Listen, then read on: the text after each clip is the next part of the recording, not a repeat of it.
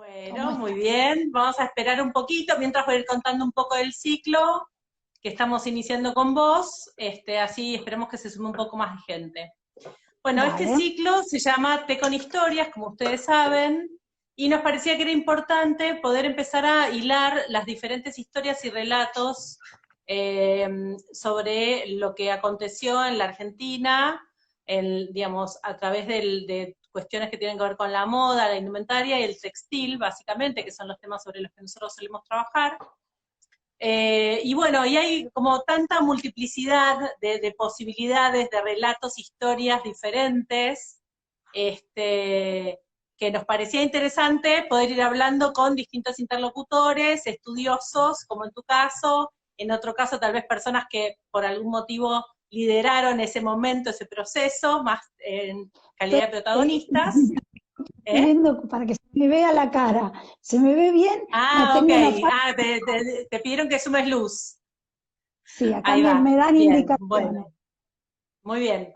Bueno, yo les voy a contar un par de cositas que son, en principio, que vamos a ir anotando, la gente del equipo del museo va a ir anotando algunas preguntas que aparezcan en los comentarios para no cortar la charla, y después, sobre el último ratito, los últimos 10, 15 minutos de la entrevista, vamos a leer algunas para que vos las puedas contestar, ¿sí? Así no estamos como todo el tiempo yendo y viniendo, y que yo sé que sabes mucho y que tenés muchas cosas lindas para contarnos, así que no me quiero perder todo ese relato. Bueno, te presento formalmente, María Isabel Baldassarre, si bien todo el mundo te conoce como Marisa, pero bueno, el nombre completo es María Isabel Baldassarre, es doctora en Historia del Arte, licenciada en Artes por la Universidad de Buenos Aires. Tu cargo actual es de Directora Nacional de Museos de la Secretaría de Patrimonio Cultural del Ministerio de Cultura de la Nación, con lo cual sos como mi jefa, o mi superior, digamos. Pero bueno, ya nos habíamos conocido antes, vos en tu calidad de investigadora, así que bueno, es como una visita más vinculada a eso. Este, también sos profesora adjunta regular del Instituto de Altos Estudios Sociales de la Universidad Nacional de San Martín. Sí. Y después sos autora de varios libros, o coautora, Los Dueños del Arte, Coleccionismo y Consumo Cultural en Buenos Aires, de DASA del 2006, coordinadora editorial de los volúmenes Museo Nacional de Bellas Artes, Colección de Buenos Aires, Asociación Amigos del Bellas Artes del 2010, y coeditora de Travesías de la Imagen, Historias de las Artes Visuales en la Argentina, Buenos Aires, Archivos del CAIA, 4 Eduntref 2011-12, que son 2 Ujú. volúmenes. Y Sí. actualmente estás preparando otra cosa que nos vas a contar un poquito después. Bueno, así que nada, empecemos un poco la charla.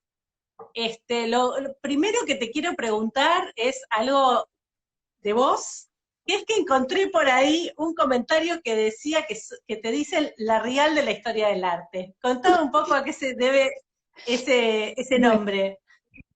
es un chiste, pero es un poco cierto. Bueno, yo tengo un costado muy frívolo, digamos, y soy muy seguidora de famosos y de celebrities, y sé muchos datos, algunos Mira, muy ridículos sobre celebrities, como me acuerdo, por ejemplo, en los nombres como de que, todos. contanos uno por lo menos. Por ejemplo, me decís cómo se llaman, no sé, los hijos de Pampita y sé los nombres de todos los hijos. O sea, tengo una Ah, mira.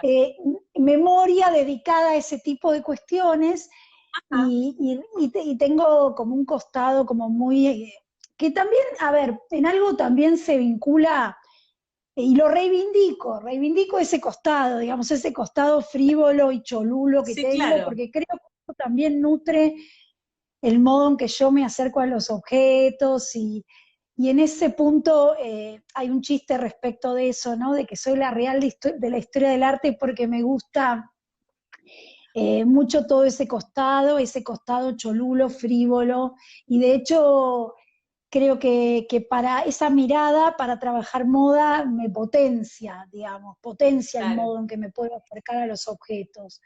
Eh, y viene un poco por ese lado y creo que ese lado también alimenta, como te digo, el modo que me acerco a los objetos del pasado, no solo a los objetos del Claro. presente.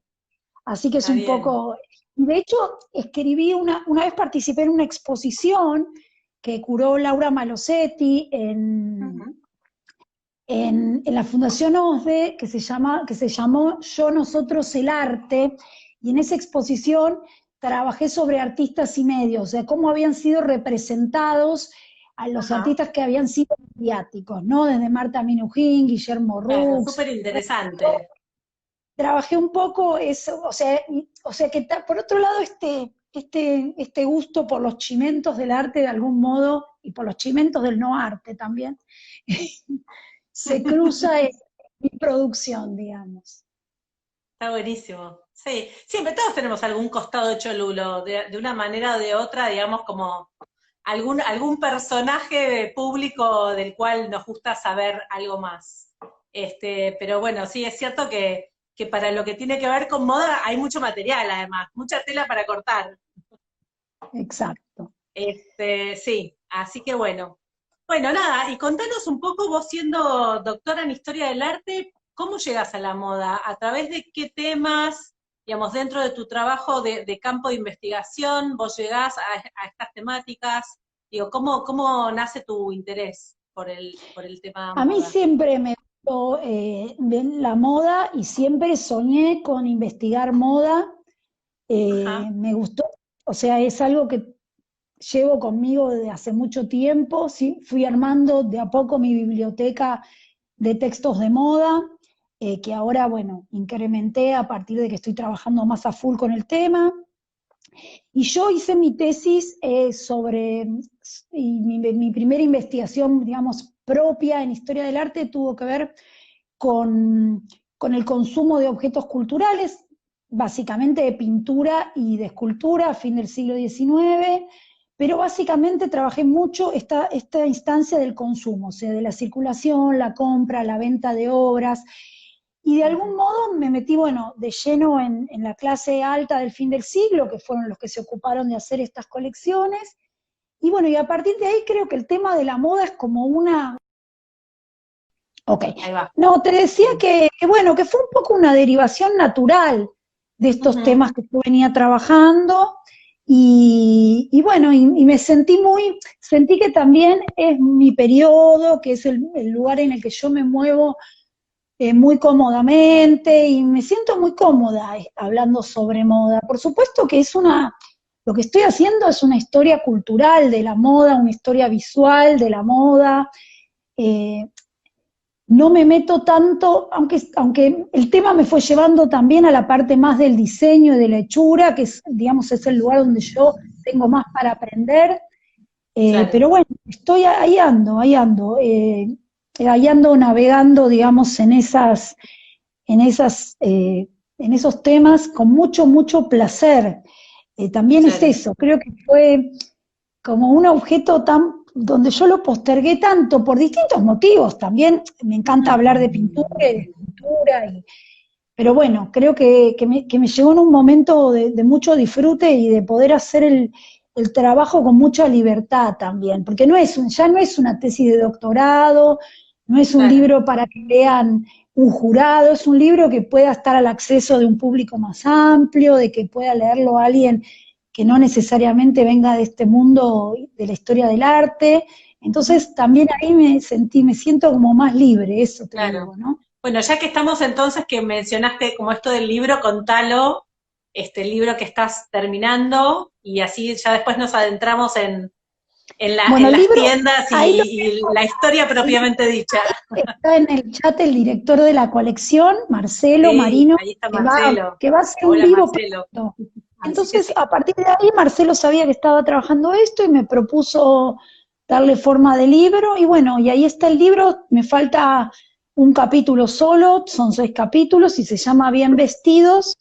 Y es una historia visual de la moda en Buenos Aires en este periodo, que es el periodo que yo, digamos, más trabajo, que es 1870-1915. Y Bien, ahí estoy. perfecto. ¿Y eso va a salir cuándo? ¿Sabemos ya? Yo creo que va a salir el año que viene. Los Ok. tiempos están un poco revueltos, pero Están un poco bueno. raros. ¿Cómo te está tratando la cuarentena? ¿Bien? Bien, Con ¿no? mucho Estoy trabajo, ¿no? con mucho trabajo Igual. remoto y Sí. coordinando los museos y tratando de acompañar a los directores cuando puedo físicamente y cuando puedo remotamente. Y bueno, aquí estoy. Sí, bien, la verdad que con mucho trabajo. Para nosotros fue raro porque tenía pocos meses de asumida de gestión. Llegué a conocer a todos los directores y los museos de Cava. Muchos ya los conocía, pero no es lo mismo, ¿no? Y No, me obvio. quedó trunco todos los viajes a los museos de las provincias, Claro, que bueno, eso no está bueno, pero bueno, ya lo haré. Esto es algo de a mundial, poco. global y Sí. que nos excede. Sí, nos superó a todos. Y bueno, hay que adaptarse a a esta nueva realidad, ¿no? Y a este nuevo ritmo. Así que bueno, contanos un poco entonces de la historia de Buenos Aires, digamos, 1870 en adelante, qué pasa en la ciudad de Buenos Aires, qué aire Bueno, se respira, qué pasa con el consumo, con el arte, con la moda. bueno, es un momento, para mí es fascinante para Buenos Aires, ¿no? Porque es un momento donde Buenos Aires se transforma en una metrópoli moderna. Obviamente no es una cosa que se da de un día para el otro, es algo que tiene un proceso en el tiempo, ¿no? Pero que en este momento empieza a ver, y sobre todo en una parte de la ciudad, que es la parte, en principio, que está en torno de la Plaza de Mayo, primero en lo que se llamó Catedral al Sur y después lo que se llamó Catedral al Norte, digamos, pero es todo ese casco urbano céntrico, empiezan a instalarse en primero comercios de exportadores de ropa, ¿no? Primero son roperías y negocios que exportan ropa, y hacia allá, la década del 70 y los 80, las primeras tiendas departamentales, que son estas tiendas que hoy sería, bueno, no sé, un equivalente a un shopping, ¿no? O un equivalente a un Falabella, por decirlo de alguna manera, ¿no? Claro, Estas sí, tiendas donde es posible adquirir productos como de indumentaria para, y de otras cosas también, porque no son solo productos de indumentaria para toda la familia, para hombres, mujeres y niños, como se promocionaba en el momento, o damas, caballeros y niños, y donde la ropa ya está hecha, o sea, donde uno podía entrar y adquirir un producto ya confeccionado, que para nosotros hoy es lo más común del mundo, pero bueno, esto es una cultura que se instala en un momento, ¿no? Esta claro. posibilidad de entrar a un negocio a mirar. Los americanos le dicen a esto just looking, ¿no? Solo Sí. mirando, esta cultura de poder entrar a un comercio y que sea un paseo, ¿no? Bueno, en el siglo XIX no era posible. Vos entrabas a una tienda de ropa, te atiende un tendero, había un mostrador, una persona parada, generalmente un varón, y la mujer le tenía que pedir algo y no iba a ser just looking, porque lo que tenía que decirle era bájeme Claro. esa seda y Sí, deme dos mucho metros más de seda. complejo. Claro. Sí, Donde vos ya tenías que era. entrar totalmente enfocado a comprar una cosa específica. De repente aparecen estas tiendas donde vos podés entrar, podés dar una vuelta, podés mirar, eh, podés ir con una amiga, podés ir con tu marido, porque las mujeres tampoco tenían tantas ocasiones de salir solas, ¿no? Tantos Claro. ámbitos Sí. Sí, habilitados. tanta libertad, ¿no? Sí. Por eso cuando Era muy dicen que diferente el la tiempo situación de la mujer. yo siempre digo, para las mujeres no hay mejor tiempo que el presente, a Sí, pesar es de todas cierto. las cosas que faltan, ¿eh? Sí, sí. Sí, y de muchas cosas que pasan también, pero Exacto, bueno, pero sigue yo creo que siendo un buen también, momento. pero hoy por lo menos hablamos de ellas, ¿no? Sí, total. Así que, bueno, y a pesar que falta mucho, pero bueno, y obviamente también tenía que ver esta libertad para la mujer para moverse en el espacio público, tenía totalmente que ver con la clase social también, ¿no? No era lo mismo Claro. una vendedora ambulante que estaba forzada a estar en la calle todo el día. Y ahí preguntan cuándo abrió Harrods. Harrods Sí, abrió a principios del siglo XX, en 1914. Eh, 1914, no sé. sí, hay otras tiendas que son de fin del siglo XIX, que son a la ciudad de Londres, a la ciudad de México, El Progreso, Gatti Chávez. eh, pero bueno, para los que tienen el imaginario de Harrods, digamos que esa era un poco la apariencia, que, a ver, había más modestas y menos, pero esa era la apariencia que tenían estos negocios. Eh, y bueno, y esto es una cosa totalmente inédita. No, a ver, modistas sigue habiendo personas que se mandan a hacer la ropa, y mismo estos negocios también hacían ropa a medida o adaptaban. eh, Muchas veces decía resolución de un traje en 14 horas, o en 15 horas, o en 24 horas, o sea, uno iba en base a un premodelo, te lo adaptaban a tu cuerpo y al día siguiente lo Claro. pasabas a buscar o te lo llevaban a tu casa. Pero bueno, esto hacía que, Sí, como una tradición también que en las casas de productos, digamos, más sofisticados hoy en día todavía se mantiene, sobre todo en lo que hace la indumentaria masculina, ¿no?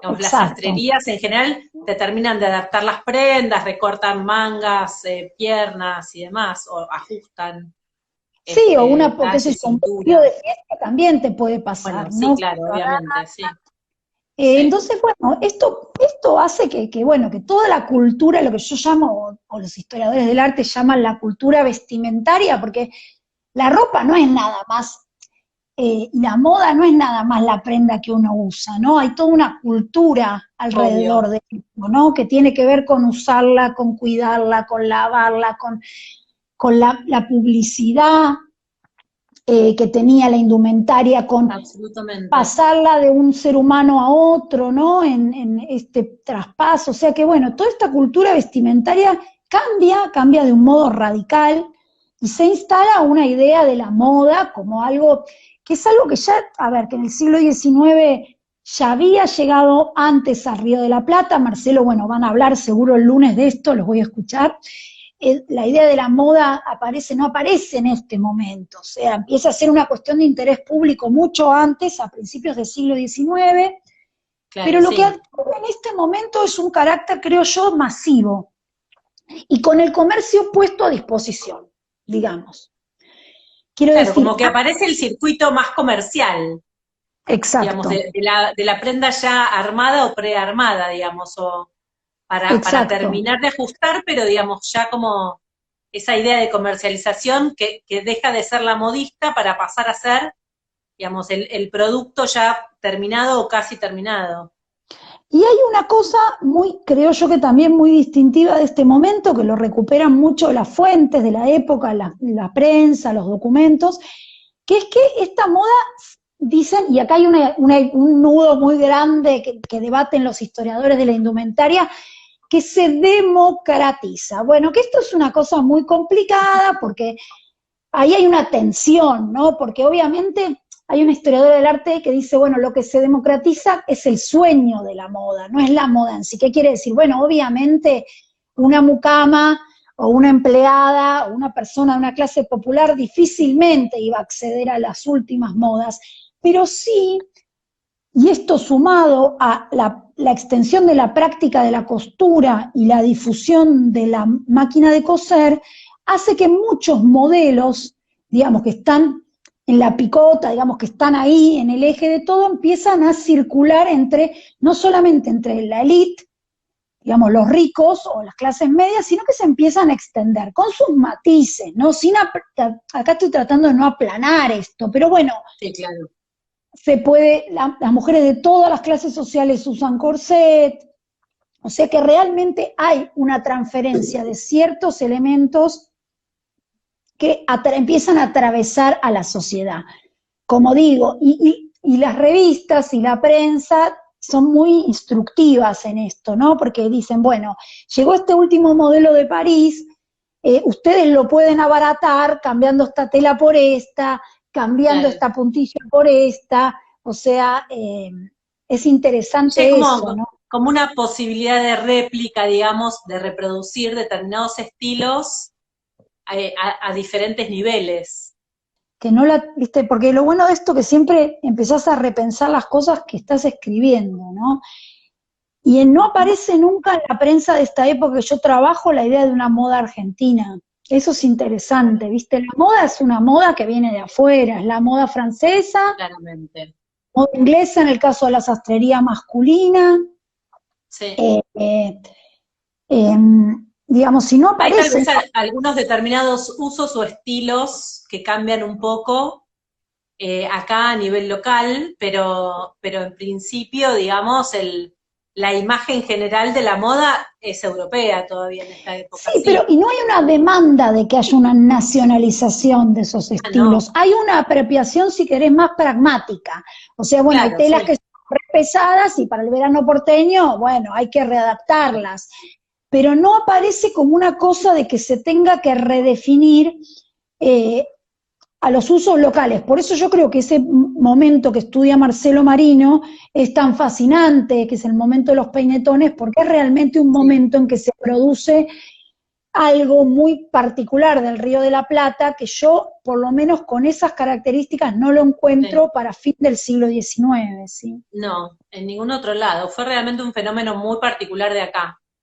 Pero bueno, Marcelo después el lunes nos contará un poco mejor, pero sí, por eso digo que, digamos, tal vez hay alguna forma de apropiación un poco particular, pero no hay una idea o una noción de tener que tener una moda local, Exacto, digamos. O sea, se exacto, acepta la moda que viene de Europa y listo, digamos.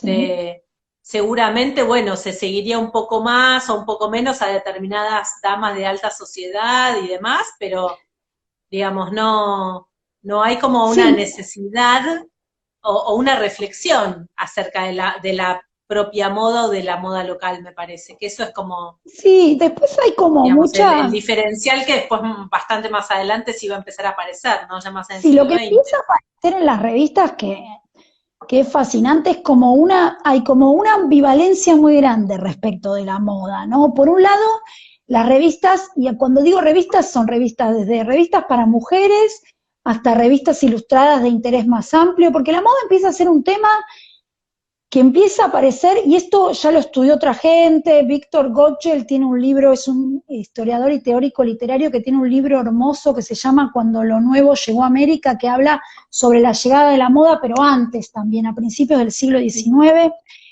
Pero lo que empieza a pasar al fin del siglo es que, por un lado, las revistas empiezan a incluir estas secciones sobre moda porque vende, porque la moda vende, porque tener una sección de moda implica tener lectores, es así. Eh, pero por otro lado empieza esa misma Que revista. es algo que por otra parte se mantiene hoy en día, tan vigente como en ese momento. La moda sigue vendiendo. La asociación de una cantidad enorme, bueno, de medios, pero también de otras empresas e industrias que se vinculan a la moda es Y bueno, hoy por hoy las gigante, principales celebrities de Hollywood son las caras de la moda y hay una alianza totalmente, absoluta entre marcas de absoluta. alta Sí, moda y los nombres sí, de las... automotrices con moda y bueno, sí, Pero por muy otro lado, interesante eso. digamos esto, ¿no? Pero por otro lado, esas mismas revistas empiezan a, no todas, pero muchas de ellas empiezan a hacer como editoriales donde dice la moda corruptora, la moda que hace, la moda que es como una maldición, que hace que las mujeres, siempre con una mirada, bueno, muy decimonónica también, muy, que es habitual, que hoy no la leemos y es tremendamente misógina, ¿no? Porque es una Sí. mirada como que las mujeres se van a, es la perdición, la moda es la perdición, ¿no? Estas mujeres que van a caer ahí rendidas como locas y van a perder la cabeza por comprar el último vestido y van a traer la ruina familiar, ¿no? Esto es como uno de los temas que aparecen. Entonces, es Sí, que como bien, además, perdón, hago como un paréntesis en esta reflexión tuya. Digamos, no es como ahora que uno acumula cada vez más ropa y los espacios de guardado de ropa son cada vez más grandes, ¿no?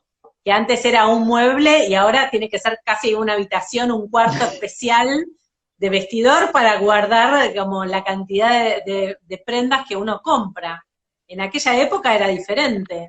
bueno, era diferente, y ahí sí la clase es clave, ¿no? O sea, una mujer de clase alta había hasta, se decía, 4 o 5 cambios de ropa diarios, de acuerdo a su agenda, digamos, a las actividades diarias, que además ese cambio de ropa iba con cambio de corset, o sea, era un cambio absoluto. Aparte las capas de ropa eran un montón, ¿no? Esto tenemos que tenerlo en cuenta, o sea, no es que la ropa iba sobre el cuerpo, había todo una artillería de ropa interior abajo Absolutamente.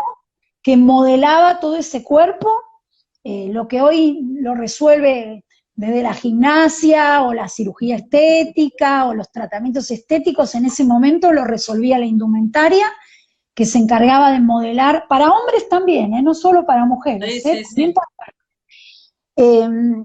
y entonces, bueno, para las mujeres de clase alta podría implicar 3 o 4 cambios de ropa diarios, depende obviamente el momento del año y la agenda, y para las clases bajas podría implicar 2 o 3 vestidos como un vestido de fiesta o de domingo, por decirlo de alguna manera, y el Claro, vestido diario, y eso era todo. Y se usaba sí.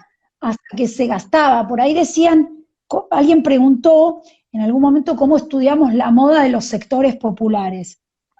Mm. Bueno, ese fue para mí un gran desafío, es un desafío para los historiadores, digamos, que hacen una historia desde abajo siempre, ¿no? Porque Es los un desafío testimonios, y además, porque son también las colecciones en general en los museos que no existen, que se han perdido exacto, por el desgaste. por el desgaste y Sí, porque nadie las rescató tampoco para donar. Una cosa es quedarte sí, con tu vestido de tu bisabuela, con el que se casó, entonces sí, van pasando total. las Sí, generaciones y la familia se lo queda, y otra cosa es, sí, un delantal de trabajo que se usó, se gastó, se rompió y se tiró. sí, Así que total. bueno, pero ahí yo a mí por otro lado no quería que el trabajo sea solo una historia de la moda de los sectores altos, porque sentía Ujú, que me iba a quedar como trunco el libro, ¿viste? Y claro. entonces a lo que apunté, primero a trabajar mucho con fotografías, con testimonios Ujú, visuales, donde yo pueda recuperar otras prácticas de indumentaria, y hay unas fotografías alucinantes en el siglo XIX donde se pueden ver muchas, muchas cosas, se puede ver la ropa usada, la ropa arrugada, la ropa readaptada, se puede ver que un hombre tiene un saco, un chico de 15 años está usando un saco que seguramente es de otro porque le queda todo mal, le queda todo grande, claro. y, y también, Es que esa era una práctica muy habitual también, digamos, en la adaptación de la indumentaria, pasarlo de, digamos, adaptarlo porque cambiaba un poco la estética general y entonces había que adaptar la silueta, o tal vez, digamos, la adaptación de entre hermanos o padres a hijos y demás. Entonces, nosotros nos pasa mucho en el museo que en la colección tenemos muchas prendas que se ven que están rearmadas, digamos, que se notan las hileras sí, de las puntadas levantadas para hacer una costura nueva. Y es muy lindo eso también, es como sí. un lindo Y a relato. veces se readaptan por la moda, por muchas cosas, Claro, ¿no? Por la moda, por un cambio de moda. Algunas se usaron de disfraz, viste, mucho hay, mucho sí, sentido también. utilitario. Y entonces, y por otro lado, me sumergí, digamos, en la historia de la costura, me pareció como re desafiante eso, reconstruir un poco cuál había sido, cómo era la historia de la costura en el siglo XIX, me pareció que ese era un modo Ujú.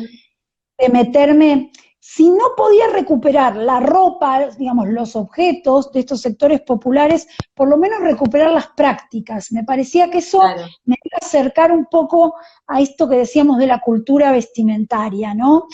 Y entonces estudié desde la difusión de la máquina de coser en Buenos Aires, ujú. eh, desde pensar cuánta cantidad y pude reconstruir, que yo, la cantidad de máquinas que se importaban por año, que era fabulosa, o sea, te habla de ¿Cuántas eran? realmente, Eran muchas. creo que en el año, ahora el dato así duro no lo tengo, pero hice como toda una escala, terminé aparte haciendo unas Ajá. escalas de Excel, unas cosas que yo me sentía como, no sé, ¿no? Pero las máquinas se comenzaron a exportar ya a mediados del siglo XIX, hay una historiadora que está trabajando sobre el proceso de la costura en mediados de siglo, que se llama Gabriela Mitidieri, no sé si la conoces, creo que Sí, es una persona de que nombre, no también, personalmente, sí. y ella trabajó sobre los sastres y sobre la cultura a mediados del siglo XIX, y ya recupera en ese momento que hay importación de máquinas de coser, y esta importación, a partir de los 70 tenemos los datos, en los anuarios de importación sabemos Claro. cuántas, y hay como un crecimiento exponencial hasta la Primera Guerra Mundial, y en el 13, que era el año que yo me acuerdo, así que se había exportado solo en ese año una máquina cada 30 habitantes de Buenos Aires. Wow. O sea, es altísimo, pensando que además una máquina te duraba un montón de décadas en una familia, no es que Claro, era un artefacto que se cambiaba todos sí, los años. claro, De hecho, absolutamente. yo tengo la máquina de mi mamá que funciona perfecto. Cada tanto también me pongo a coser en el medio que escribo el Sí. libro, Ah, mira. porque bueno, sí, sí, es algo, me parece que ahí también es un modo de sedimentar el pensamiento, ¿no? Claro. Sentarme en la máquina, si bien, bueno, es eléctrica, y estas No, mujeres, tenés pedal, yo tengo la de mi abuela que tiene el pedal esta y tiene el tenía pedal, el pero es transformador aparte, pero sabes que nunca me acostumbré a usarlo. Cuando coso, coso a pedal, a pedal mecánico, digamos, ¿no? yo ya aprendí a coser. Sí, me quedó esa costumbre, aprendí así, me quedó esa costumbre. Y me gusta, bueno, me gusta todo, me gusta tejer, me gusta bordar, no tengo mucho tiempo para hacerlo, esto quiero ser honesta, no crean que estoy todo el día cosiendo máquina. Pero bueno, me puse a hacer barbijos a máquina, saqué la Singer de mi vieja, la Ah, puse mira, sobre la mesa y me puse, y hay algo muy, para mí es muy fuerte, muy emocional, como también cocinar, digo, hay algo en esas prácticas que uno las entiende mucho cuando las lleva adelante. Y ahí te das cuenta, esa cosa, esa especie de mantra mental que se produce cuando cosés o cuando bordás, ¿no? Esa suspensión o sí, sea, como una suspensión de un cierto pensamiento y otro pensamiento absolutamente. que fluye por otro lugar. Entonces, bueno, hay algo de que cuando puedo me engancho con esas cosas porque me parece que es el modo en que yo puedo entender un poco, sentir, mejor dicho, o vivenciar un poco más cómo era la costura, cuál era, salvando todas las distancias, ¿eh? No es que tenga Sí, una cosa obvio, así, sí, sí, sí, más vale, sí, obvio, obvio. Pero bueno, sí, digamos, te acerca a entender el fenómeno, digamos, practicarlo de alguna manera. Si bien el contexto es diferente, pero bueno, es como un modo más de obvio. acercamiento. Mm, Y entonces eso, y darme cuenta que la costura era un saber muy extendido, que prácticamente todas las mujeres urbanas tenían algún tipo de práctica de costura. En los colegios a las mujeres se les enseñaba a coser, en las escuelas profesionales se enseñaba a coser, se enseñaba a coser en institutos privados que tenían un montón de alumnas. Entonces, bueno, empezar a entender que todas las mujeres, todas, porque esto es así, tenían un rudimento de costura, mayor o menor, sí, sí, te lleva a absolutamente. pensar en la moda desde otro lugar y en la indumentaria desde otro lugar. Sí, sí, total. Decime, y vos hablabas que, bueno, que te acercaste un poco, que siempre te había gustado la indumentaria, pero bueno, vos estudiaste en principio historia del arte. ¿Qué tipo de vínculo ves en aquella época entre el arte y la moda? ¿Y qué te parece que sucede ahora con esa relación? Bueno, en el siglo XIX, yo creo que no están debatidos, me parece que no están tan debatidos en términos paralelos, ¿viste? Yo siento que eran dos ámbitos muy distintos, ¿no? Quizás uno podría pensar el arte más circunscripto a un mundo de lo masculino y la moda a un mundo de lo femenino. Que no quiero Ujú. decir con esto que las mujeres no practicaran arte y que no hubiera mujeres artistas. Hoy por hoy un montón de historiadores e historiadoras colegas están demostrando lo contrario. Sí, total. Eh, Como rescatando un montón de figuras, ¿no? Súper y una importantes. práctica, Sí. pero bueno, había como una mirada de que el arte con mayúscula lo hacían varones y la moda era un territorio realmente, si bien muchos de los diseñadores en Europa eran varones, había algunas mujeres, pero la mayoría de los diseñadores eran varones. Eh, y creo que ahí había como una distancia, ¿no? Me parece que, bueno, que hoy es totalmente diferente, me parece que son prácticas que están totalmente entrelazadas, hoy y hace rato también, ¿no? Desde artistas que su praxis es totalmente asociada a lo físico, a lo corporal, bueno, pensar a la performance, al travestirse, bueno, hoy por hoy me parece que es muy diferente lo que pasa y que en realidad podríamos rastrear ese tándem a lo largo de todo el siglo XX y ver que es un momento, que arte y moda tuvieron muchos momentos de mucha imbricación, ¿no? Ujú. Pero también lo que encuentro es que, y esto también vinculado a otros temas que trabajé, que los artistas y las artistas cuidaron mucho siempre su apariencia y, hicieron, y muchas veces tuvieron lo que nosotros llamamos, o que mejor dicho, una historiadora de la literatura que tiene una hipótesis hermosa, habla de la política de la pose, ¿no? Posar en términos políticos, o sea, que Silvia Molloy, que es una argentina que trabaja hace mucho tiempo en la universidad en Estados Unidos, ¿no? Y ella habla de eso, de posar como un gesto político, como ser disruptivo a partir de una mujer que se vestía como un varón, a partir de un varón que se ponía un chaleco colorado, que no era lo habitual, ¿no? Pensando en este momento, pero podemos pensarlo en el momento actual también, ¿no? Y los artistas eran muy cuidadosos de aquello que vestían, y eran muy, no todos, pero yo creo que había un juego fuerte con el modo en que vos te plantabas con tu apariencia, ¿no? Ujú. Sí, absolutamente. Muy de acuerdo. Además, me parece a mí muy interesante que me parece que hay como una especie de tendencia, digamos, o algo así, bastante fuerte en este momento en el arte contemporáneo, donde cada vez más se está trabajando a través de la indumentaria y del textil, digamos, es como la materia y, digamos, como usado medio como medio, ¿no? La indumentaria y demás, como que cada vez más artistas están trabajando con esos materiales. Y me parece, la verdad, súper interesante, Y sí. como Y modo sí, de lo que pasa es contacto. que bueno, también tiene que ver con una posibilidad de cruzar de un mundo a otro, ¿no? Por ahí en el Ujú. siglo XIX también vos te definías, había de todo, ¿no? Es difícil siempre generalizar, pero Sí, bueno, un Eduardo Sívori difícilmente fuera a presentar un cuadro bordado, porque bueno, él era pintor y estaba definido no, como pintor, claramente. Mm. pero un artista como Procesa Sarmiento, que era de la que hay obra en la casa natal de San Juan, un museo de la DNM, Ah, mira, pintura y tiene bordado, y tiene claro. collage, o sea, ella tenía, y ahí yo creo que esa mayor libertad de Procesa, que es la hermana de Sarmiento, ¿no? De Domingo Mm. Faustino, tiene que ver con su ser mujer. Como estas, creo yo que como eran artes femeninas, que eso era una etiqueta como se ponía en Claro. la época, ¿no? Ahí había como una posibilidad de Procesa de moverse de un medio a otro. Sí, Pienso mientras hablo con vos. interesante eso. Sí, sí, sí, está bien. Es una charla, así que está bien que así sea.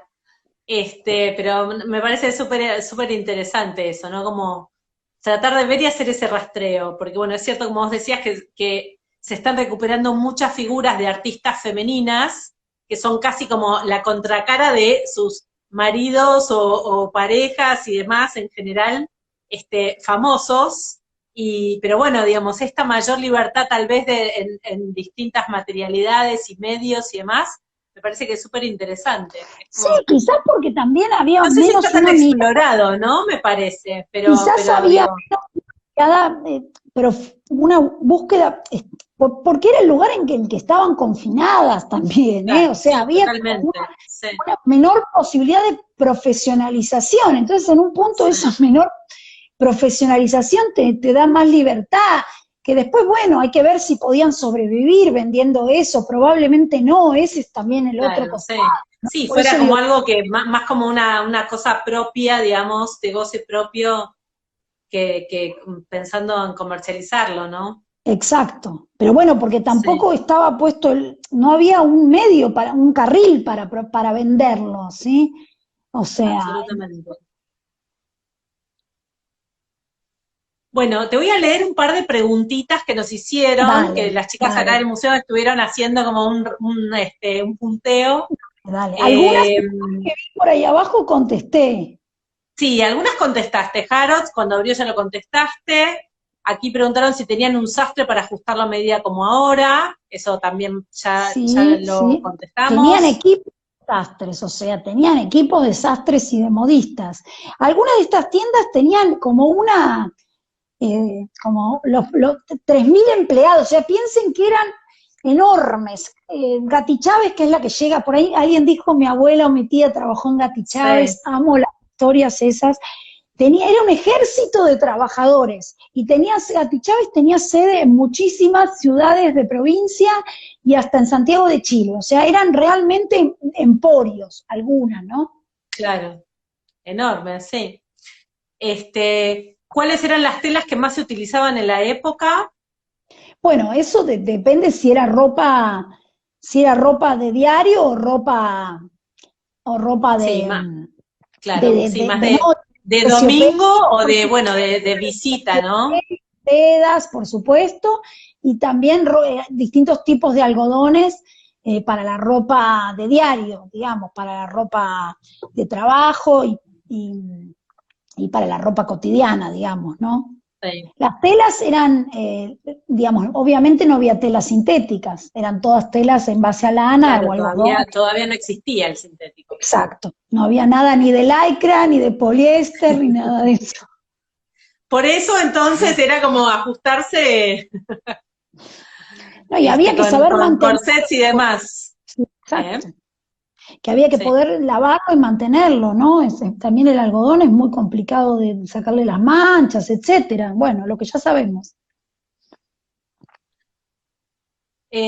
¿Con qué corpus de revistas prensa estás trabajando? Te preguntan.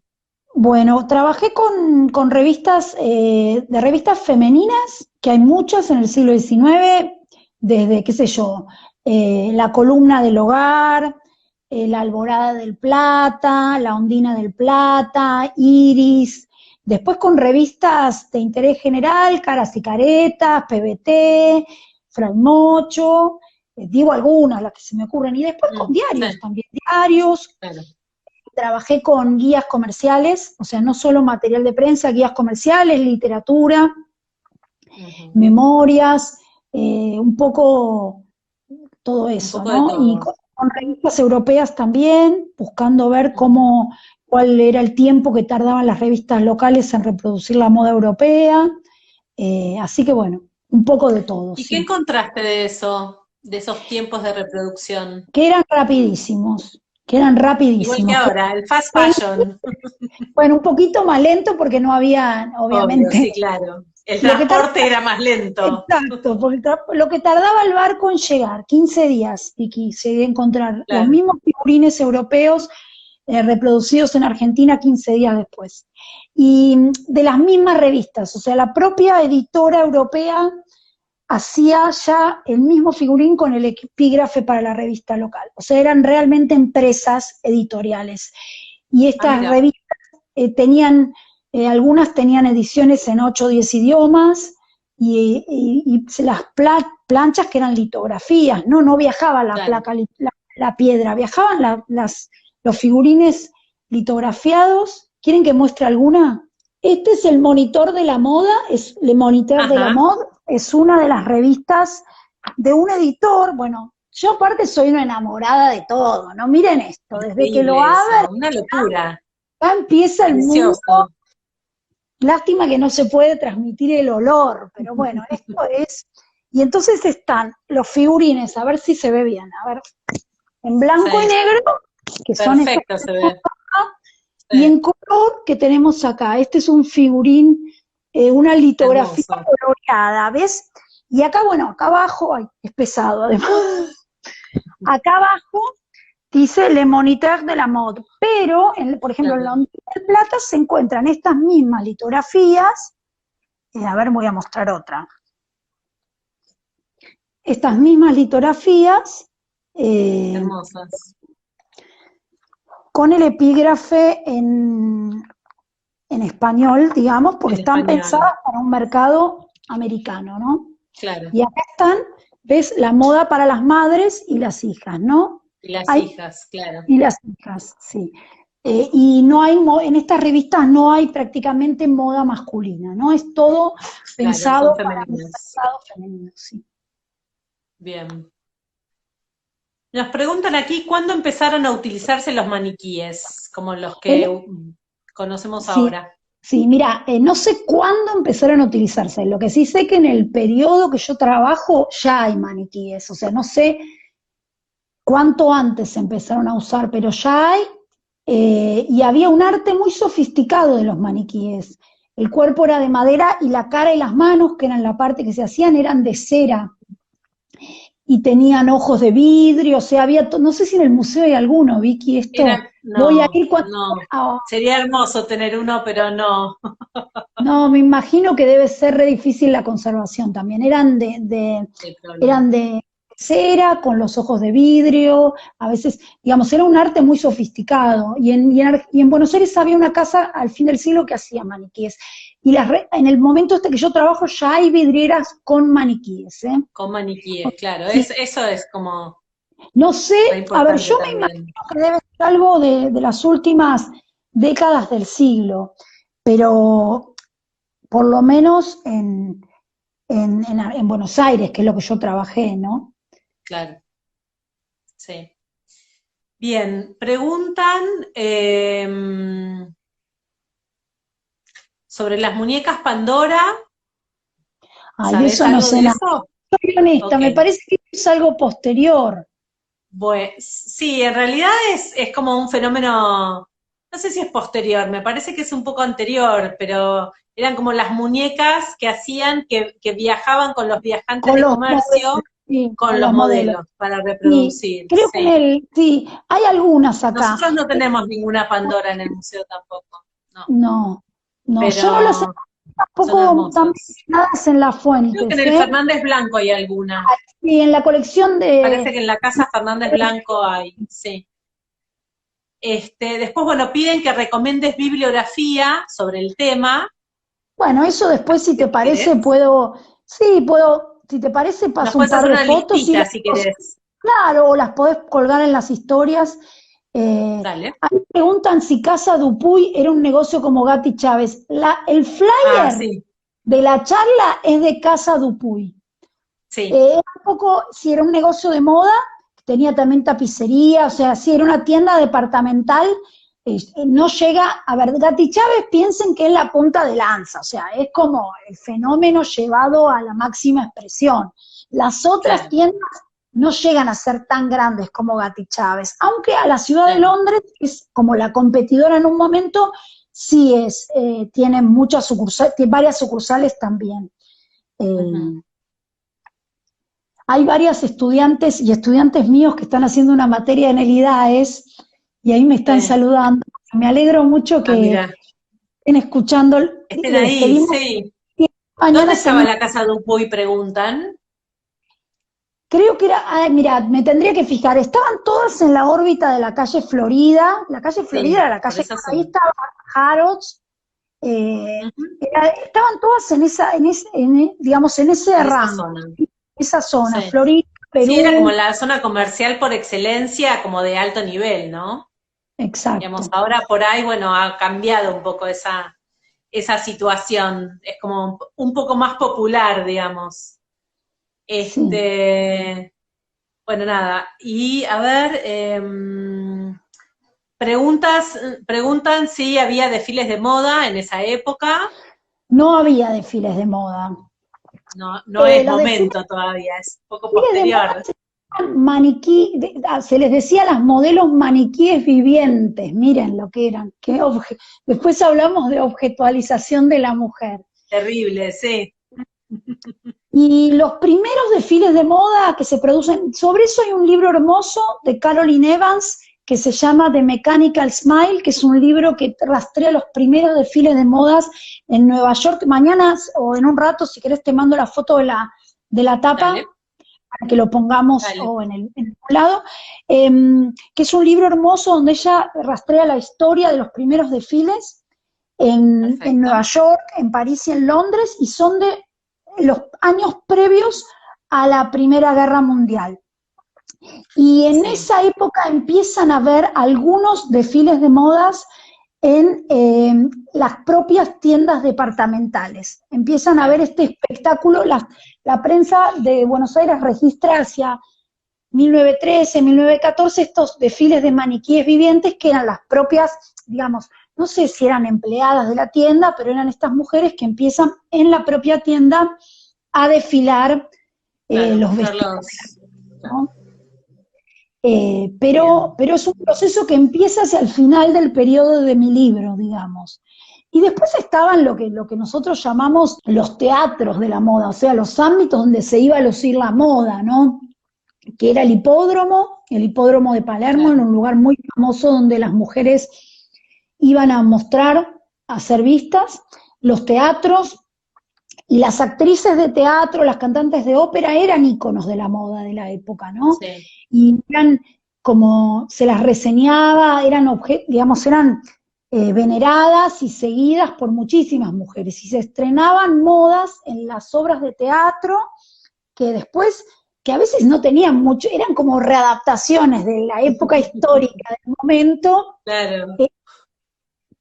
eh, Así que bueno, era realmente muy, era como un lugar para ir a ver moda, ir al hipódromo, o ir al teatro, ¿no? Claro.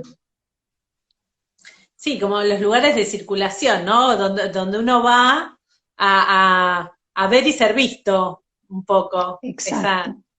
esa situación. La Rambla Bien, de Mar del Plata también, no la Rambla que existe ahora, pero la que estaba claro. en ese momento también, ¿no? Las clases altas iban a Mar del Plata y había como toda una dinámica de movimiento urbano que tenía que ver con el lucimiento de la ropa. Bueno, qué lindo, qué linda charla. Nos está quedando poquito tiempo, así que lo que te voy a proponer, si te parece, un poco como sos la primera entrevistada, también van apareciendo ideas, como para terminar de completar un poco el ciclo, y lo que podemos hacer es que vos nos armes algunas listitas de recomendaciones de libros y algunas de estas imágenes tan divinas que tenés de Dale, tus investigaciones, y armamos un pequeño álbum después en Instagram que quede como acompañando tu charla, genial, con material para ver y consultar. ¿Te parece? dale.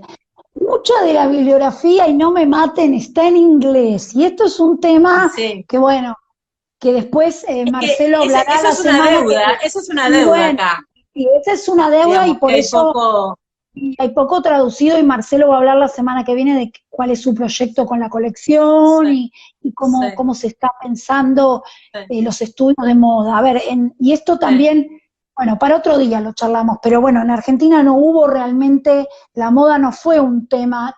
A ver, hay gente que la ha trabajado, hay una carrera de diseño de indumentaria, por supuesto, pero bueno, no ha sido objeto de muchos trabajos históricos. Entonces, bueno, La eso realidad es que también, creo que están empezando ahora, sí, hay varias digamos, no tesis hay, no hay tanto trabajo, y y son muy bueno, buenas como que la que, gente está trabajando, ¿eh?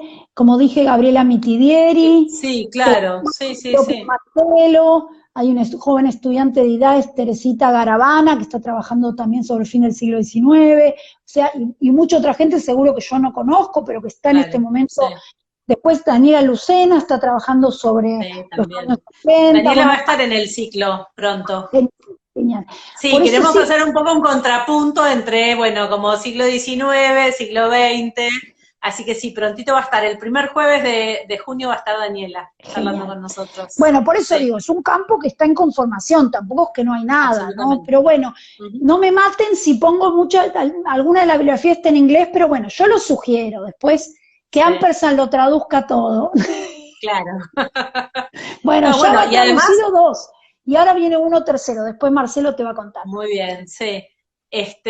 Nada, y además recordarles a todos, obviamente, cuando ya podamos abrir el museo al público, seguramente con un ritmo particular de visitas, por agenda y demás, supongo yo que va a ser, pero que tenemos una biblioteca en el museo muy linda también, que tiene mucha información, así que siempre es una buena fuente para los investigadores y para la gente que le gusta el tema. Te quería preguntar, tu libro, Los dueños del arte, ¿se consigue Sí. todavía? No Bien. tengo idea, debe estar en Ah, internet, debe estar, me imagino que en Mercado Libre algún usado debe bueno, pero haberse viste, para los que nos gusta todavía leer el papel, Yo tengo en academia.edu hay varios capítulos subidos. Digo, para este tiempo de sí, pandemia, que alguien tenga ganas, ahí hay bastante de libros. sí, está muy bien, está muy bien. Bueno, Bueno, entonces les cuento, te agradezco muchísimo a vos por haber estado charlando con nosotros. Ya después un poco más adelante, tal vez cuando lances el libro y todo, por ahí volvemos a hablar. Y bueno, les recuerdo a todos que el día lunes vamos a tener una edición especial del ciclo con Marcelo Marino, invitado que va a estar hablando de la moda en Buenos Aires entre 1800 y 1850, y particularmente del tránsito entre las peinetas y los peinetones. Y el día jueves de la semana que viene vamos a tener otra, digamos, en el horario habitual del ciclo, que es los jueves a las 17 horas, vamos a charlar de la historia de los textiles en la Argentina con Constanza Martínez. Y después tenemos un especial del área de educación sobre la moda de mayo, que va a estar online a partir de mañana. Así que bueno, nos despedimos.